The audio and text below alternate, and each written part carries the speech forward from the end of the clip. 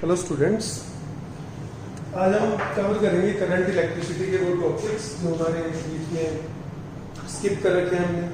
ठीक है, अपने इस वीक में 2 क्लासेस पेंडिंग है। एक में हम कवर करेंगे ये जो छोटे छोटे टॉपिक थे, mobility, limitation of Ohm's law, resistivity of various materials, एक ये टॉपिक। एक हमारा पोटेंशियोमीटर पेंडिंग है। Okay, potentiometer very important. तो ये चीजें इस वीक में हम कवर करके तो अपना करंट इलेक्ट्रिसिटी तक पूरा सिलेबस जो है वो कंप्लीटली कवर हो जाएगा। ओके बेटा, और फिर नेक्स्ट वीक से हम मैग्नेटिज्म जहाँ पर हमने छोड़ा था वहां से शुरू करेंगे। ओके, तो एक छोटा सा टॉपिक है मोबिलिटी।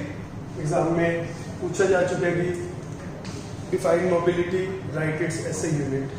तो क्या मोबिलिटी की डेफिनेशन होती है? इट इज डिफाइंड एज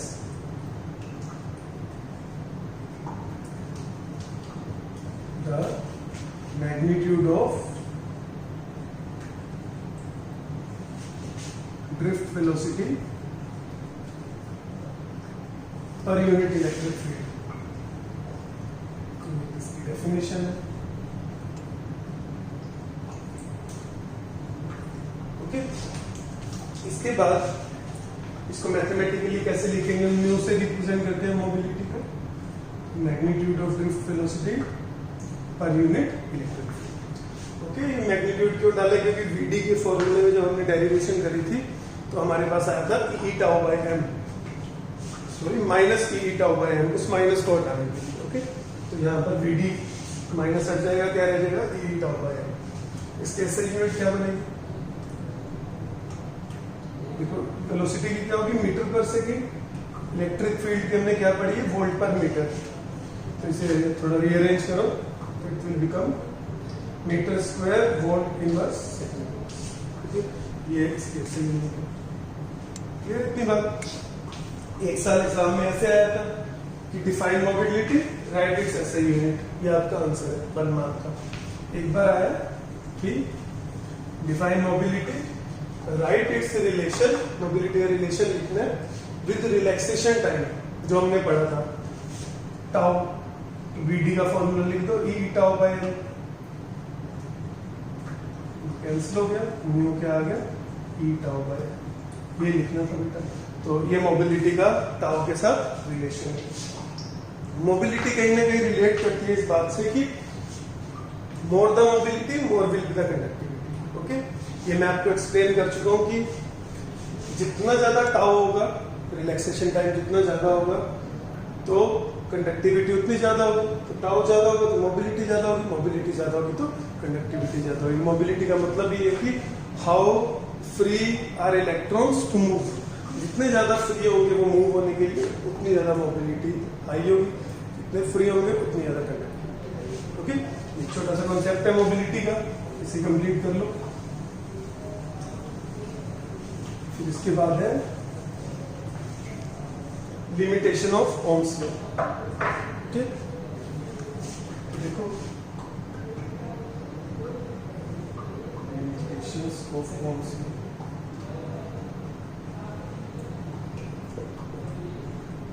तीन लिमिटेशन इसके अंदर बेटा। फर्स्ट देखो, एनसीईआरटी से भी रीड कर लेना, एग्जैक्टली जो एनसीईआरटी में लिखा हुआ है हम वही डिस्कस करेंगे। हमने पढ़ा था ओम्स लॉ अगर फॉलो हो रहा है तो वीआई ग्राफ होगा, that will be a straight line. Okay, और ओम्स लॉ किसके लिए वैलिड होता है? कंडक्टर्स के लिए। तो क्या होता है ओम्स लॉ? क्या होता है? Current is directly proportional to voltage applied across the conductor. तो क्या होता है बेटा, आफ्टर सम टाइम अगर आप वोल्टेज बढ़ाते रहोगे, एक टाइम के बाद ये प्रोपोर्शनैलिटी खत्म होनी, प्रोपोर्शनैलिटी जो है वो खत्म हो जाती है। Current will not be proportional to voltage after a certain value of voltage। Okay, तो ओम्स लॉ एक लिमिटेड वैल्यू ऑफ वोल्टेज तक ही अप्लाई होता है, उसके बाद अप्लाई नहीं होता था। मतलब इसका ग्राफ स्ट्रेट लाइन होना चाहिए था, बट एक टाइम के बाद ये ग्राफ डेविएट होना शुरू हो जाता है, ऐसे it will not be a straight line. तो ये इसका ग्राफ भी बनाओगे आप लिमिटेशन में और लिखोगे क्या कि करंट सीजेस टू बी, ये वर्ड यूज करो, current ceases to be proportional to V, कि करंट वोल्टेज के प्रोपोर्शनल एक टाइम के बाद नहीं रहता। सीरीज का मतलब एक टाइम के बाद स्टॉप हो जाता है। ठीक है, ये इसकी फर्स्ट लिमिटेशन है। फिर सेकंड लिमिटेशन देखो। सेकंड लिमिटेशन जैसे हमारा चैप्टर आता है लास्ट बिल्कुल conductors, semiconductors. Semiconductors does not follow Ohm's law. तो हमने क्या पढ़ा था, देखो ये रजिस्टर है, चाहे आप बैटरी ऐसे लगाओ चाहे आप बैटरी उल्टी लगा लो,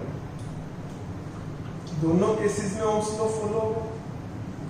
एक केस में करंट इधर जाएगा, एक करंट केस में करंट इधर जाएगा, but in both cases Ohm's law will be followed. Okay, but semiconductors में हम पढ़ेंगे, जब हम सेमीकंडक्टर चैप्टर पढ़ेंगे, सेमीकंडक्टर्स में ऐसा नहीं होता। अगर आप पोलैरिटी चेंज कर दोगे बैटरी की तो करंट की वैल्यू क्या हो जाएगी, चेंज। मतलब रेजिस्टर की जगह, रेजिस्टर का कंडक्टर, रेजिस्टर की जगह अगर मैं सेमीकंडक्टर लगा दूंगा तो करंट की वैल्यू सेम नहीं रहेगी दोनों केसेस में। तो current, the value of the current depends on the polarity of the voltage. Okay, in case of semiconductors, so semiconductors does not obey Ohm's law. इसकी सेकंड लिमिटेशन है, ये graph बनता है, एक बार के लिए सिर्फ आप क्रैमिंग कर लोगे इसकी ग्राफ की। कैसे बनते हैं सेमीकंडक्टर चैप्टर में डिस्कस करते हैं। देखो अभी जो मैंने ग्राफ बनाया था वो VI ग्राफ था, ये IV ग्राफ है। यहाँ मैं I लिख रहा हूँ मिली एम्पियर में, यहाँ मैं I लिख रहा हूँ माइक्रो एम्पियर में। तो एक तरफ अगर वोल्टेज अप्लाई करोगे तो ग्राफ ऐसा बनेगा, दूसरी तरफ अप्लाई करोगे तो कुछ ऐसा बनेगा। ये NCERT में थोड़ा डिफरेंट दे रखा ग्राफ, बट आप अपना ग्राफ ये सही कर लेना। ठीक है, ये वाला ग्राफ आप यूज करोगे और ये ग्राफ हम बहुत अच्छे से याद भी करेंगे सेमीकंडक्टर चैप्टर में, स्ट्रेट लाइन टाइप कैसे, ये मिली एम्पियर में, ये माइक्रो एम्पियर में। तो सेकेंड लिमिटेशन में आप क्या लिखोगे कि in case of semiconductors the value of the current depends on the polarity of the voltage. Okay, but Ohm's law के हिसाब से the value of the current does not depend on the polarity of the voltage. Third limitation के ऊपर exam में question आया हुआ है। Third limitation ये है कि एक ऐसा एलिमेंट होता है, वो भी सेमीकंडक्टर है, GaAs, गैलियम आर्सेनाइड। इसका जब हम IV ग्राफ बनाते हैं तो वो कुछ ऐसा बनता है कि पहले स्ट्रेट लाइन, फिर कर्व, फिर ऐसे। ठीक है, कि यहां तक मान लो मैंने स्ट्रेट लाइन बनाई है, फिर थोड़ा कर्व हो गया और फिर ये नीचे जाना शुरू हो गया। ठीक है, तो अपने को यह क्या मिल रहा है, देखो अगर मैं कुछ एक वैल्यू दे दूं इस वोल्टेज पर और इस वोल्टेज पे, इन दो वोल्टेजेस पे I am getting the same value of current. Okay, but Ohm's law के हिसाब से, क्योंकि ओम्स लॉ क्या था, I is directly proportional to V, तो एक V की वैल्यू के लिए एक I की वैल्यू होनी चाहिए, बट यहां पर क्या हो रहा है, दो V की वैल्यूज के लिए we are getting the same value of I। तो ओम्स लॉ कहता है for one value of V there will be one value of current, but यहां पर क्या आ रहा है, for two values of V we are getting one value of current, so the value of the current is not unique, okay, or we can say the value of the voltage is not unique। तो यहाँ पर भी Ohm's law follow नहीं हो रहा। Okay, आप ये चीज लिखोगे कि ये जो एलिमेंट है GaAs, एलिमेंट सॉरी कंपाउंड है गैलियम आर्सेनाइड, ये जो मटेरियल है it does not follow Ohm's law because we are getting two values of V for one value of I, but it should be unique। okay, एक तो ये बात होगी। Exam में क्या पूछा गया था, मैं इसको थोड़ा सा चेंज करता हूँ, ये लगा रहा हूँ मैं यहाँ से।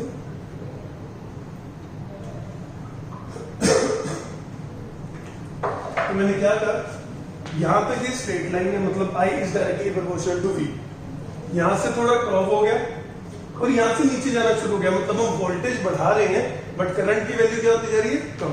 तो इन तीनों रीजन्स का कुछ नाम होता है, उन्होंने पूछा था बताओ कौन सा रीजन कौन सा है।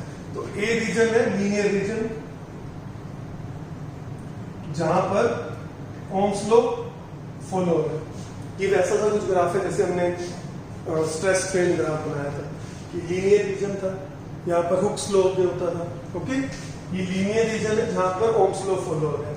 बी वाला जो रीजन है ये नॉन लीनियर रीजन है, यहाँ पर ओम्स लॉ ओबे नहीं हो रहा, बट वोल्टेज बढ़ा रहे हैं तो करंट बढ़ रहा है। बट उसके बाद क्या हो रहा है, वोल्टेज बढ़ाने पे करंट कम हो रहा है। इस रीजन को बोलते हैं नेगेटिव रेजिस्टेंस रीजन।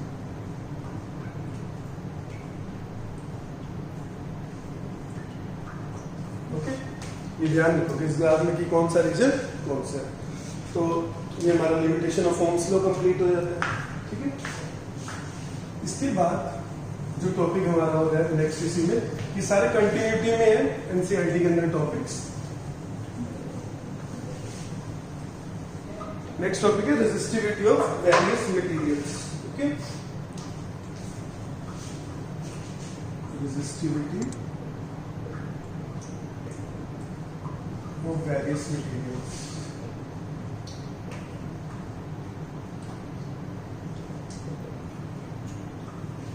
देखो बेटा, ये ऑर्डर भी जो मैं अभी बनाऊंगा ये याद रखना जरूरी है कि किस ऑर्डर में रेजिस्टिविटी होती है। तो सबसे पहले आते हैं कंडक्टर्स। कंडक्टर्स में भी सिल्वर,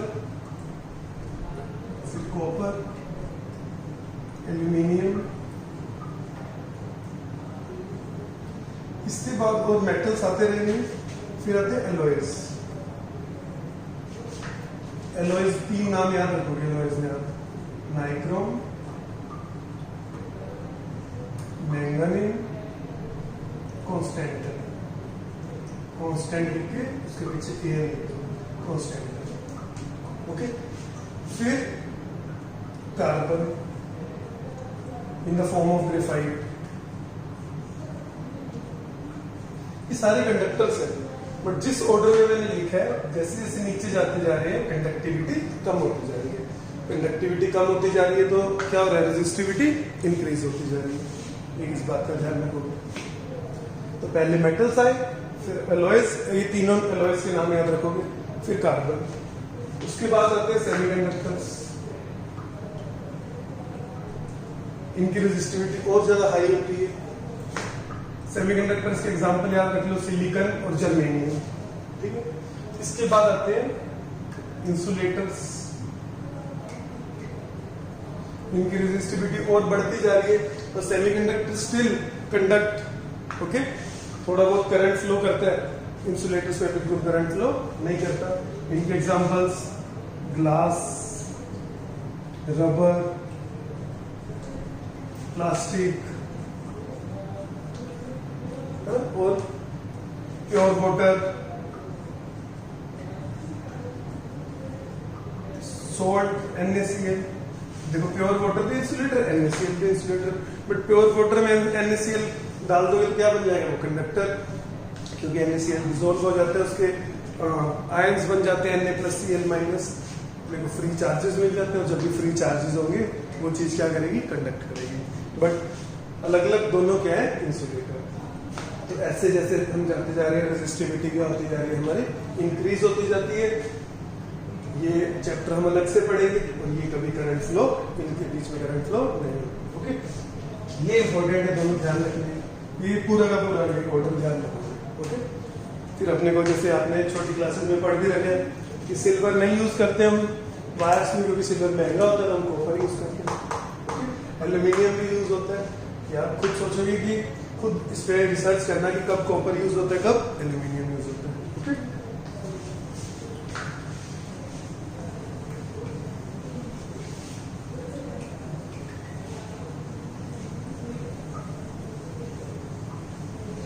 इसमें एक छोटा सा कॉन्सेप्ट है कि जो रेजिस्टर्स जिनकी हम बात करते हैं, रेजिस्टर्स किस चीज के बने होते हैं। तो दो टाइप के रेजिस्टर्स होते हैं। एक होते हैं वायर बाउंड रेजिस्टर्स, जब अपने को थोड़ी वैल्यू के रेजिस्टर चाहिए होते हैं तो हम वायर बाउंड रेजिस्टर्स यूज करते हैं। ओके,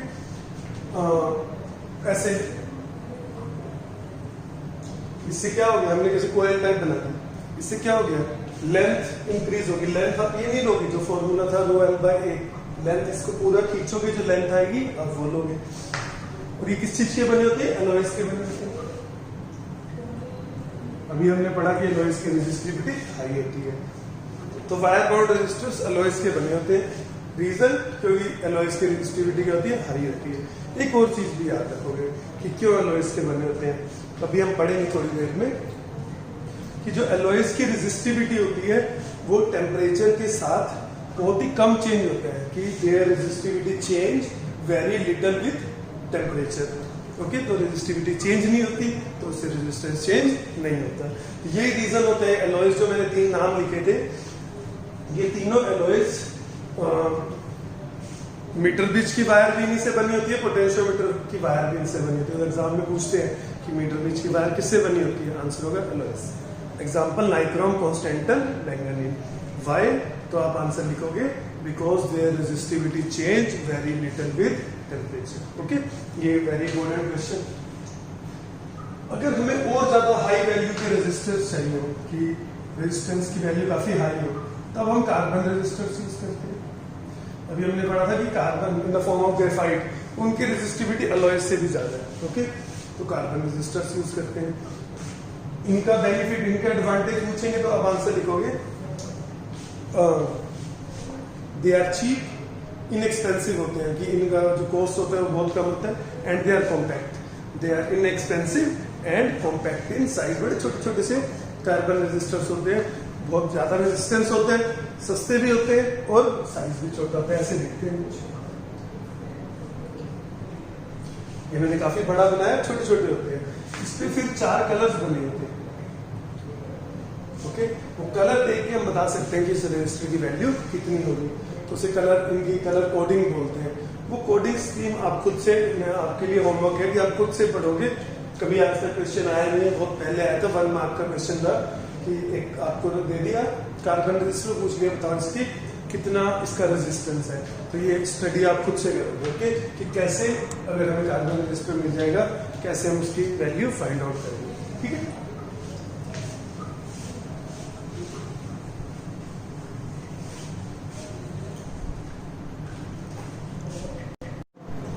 आगे कंटिन्यूशन में बेटा हम पढ़ेंगे कि variation of resistivity with temperature, की रेजिस्टिविटी टेम्परेचर के साथ कैसे चेंज होती है।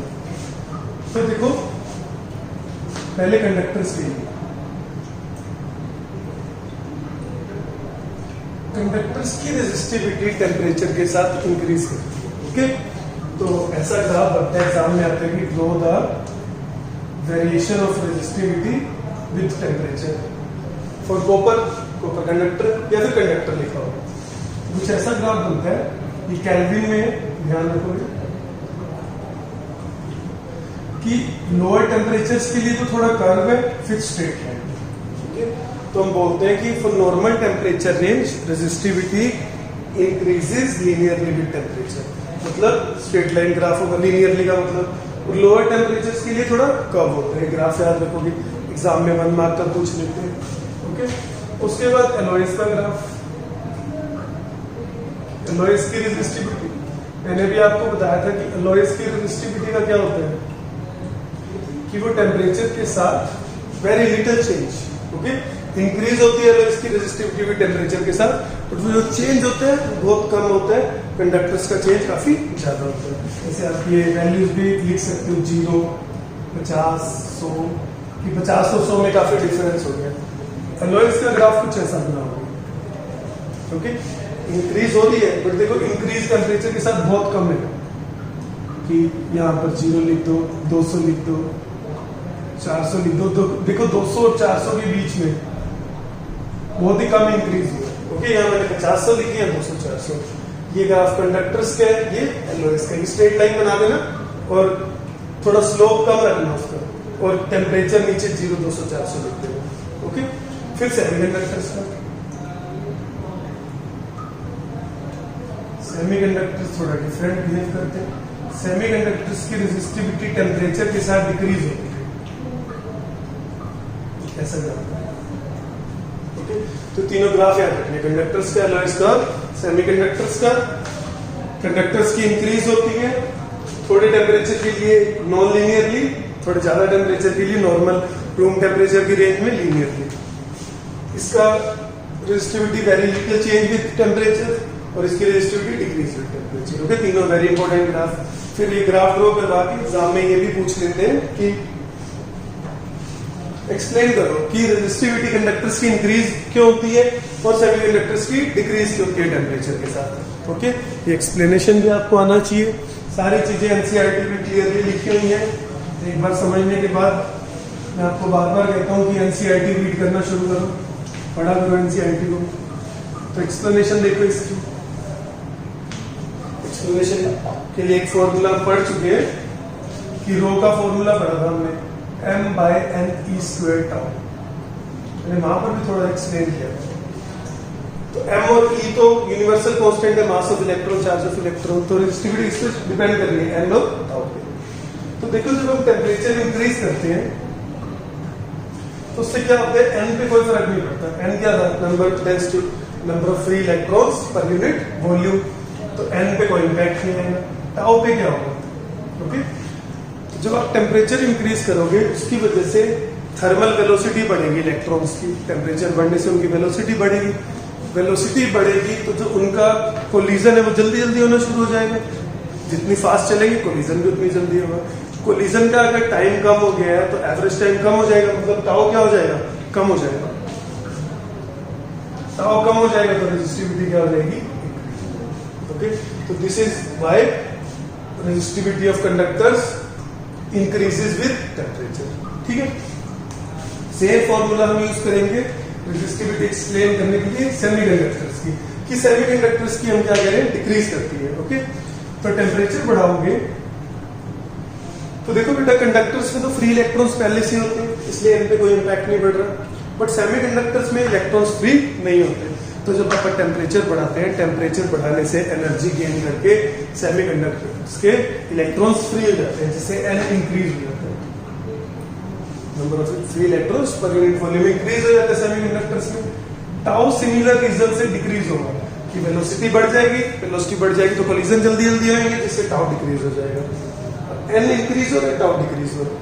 But the increase in an is more than decrease in tau. कि एन ज्यादा इंक्रीज हो रहा है, मतलब मान लो एन डबल, एन ट्रिपल हो गया और टाउ डबल हो गया, टाउ हाफ हो गया, सॉरी ये ट्रिपल हो गया, ये हाफ हो गया, तो ओवरऑल रेजिस्टिविटी क्या हो जाएगी, डिक्रीज हो जाएगी। तो on increasing the temperature, increase in n will be more than decrease in tau, so overall resistivity will decrease with temperature। ये आप आंसर लिखोगे, ओके। ये सारा इसका थ्योरेटिकल पोर्शन हो गया। फिर इसके ऊपर न्यूमेरिकल्स भी बनते हैं। 2 सोल्ड एग्जांपल है एनसीईआरटी में, आप वो खुद से करोगे, ये आपका होमवर्क रहेगा इसके लिए, इस टॉपिक के लिए। एक मैंने आपको कलर कोडिंग के लिए कहा है, कार्बन रेजिस्टेंस की, वो आपको पढ़ना है, ओके। मैंने आपको एग्जांपल 3.2 भी बोला था प्रीवियस लेक्चर्स में ड्रिफ्ट वेलोसिटी के ऊपर पढ़ने के लिए। अब ये 3.3 और 3.4 एग्जांपल भी आप खुद से करोगे। उसके लिए क्या कॉन्सेप्ट यूज होगा वो हम डिस्कस करेंगे। तो अभी हमने पढ़ा था जो रेजिस्टिविटी है कंडक्टर्स की, that increases linearly with temperature in normal temperature region, okay. तो उसके लिए फॉर्मूला बनता है कि ρ2 is equal to ρ1 1 plus alpha T2 minus T2। इसका क्या मतलब है, ρ2 है रेजिस्टिविटी एट टेम्परेचर T2, ρ1 है resistivity eight temperature T1 and alpha is the temperature coefficient of resistivity, okay. ऐसा फॉर्मूला हमने थर्मल एक्सपेंशन में पढ़ा था 11th में, कि वॉल्यूम का, लेंथ का, जैसे L2 equal to L1 1 plus alpha T2 minus T1। L2 length थी T2 पर, L1 लेंथ थी T1 पर, और अल्फा का कोफिशिएंट ऑफ लीनियर एक्सपेंशन। यहाँ पर अब अल्फा क्या है, टेम्परेचर कोफिशिएंट ऑफ रेजिस्टिविटी। तो आपको वही बेटा अल्फा दिया होगा, रेजिस्टिविटी टेम्परेचर T1 पे दी होगी, T2 पर कुछ फॉर्मूला यूज कर लो। सेम फॉर्मूला रेजिस्टेंस के लिए भी यूज होते हैं कि R2 is equal to R1 1 plus alpha T2 minus T1। तो सॉल्यूशन मत पढ़ना एग्जांपल के, चाहे कैलकुलेटर यूज कर लेना, थोड़ी कैलकुलेशन मुश्किल है 3.3 और 3.4 की, वाला फॉर्मूला यूज करना, R2 equal to R1 1 plus alpha T2 minus T1, और आपका आंसर आ जाएगा। Resistance at temperature T2, resistance at temperature T1 and alpha is the temperature coefficient of resistivity और रेजिस्टेंस, ओके। ये सिंपल सा concept है, इसको अप्लाई करेंगे तो ये अपने जो भी पेंडिंग टॉपिक्स थे ये सारे के सारे कवर हो जाते हैं इस चैप्टर में, ओके। Thank you.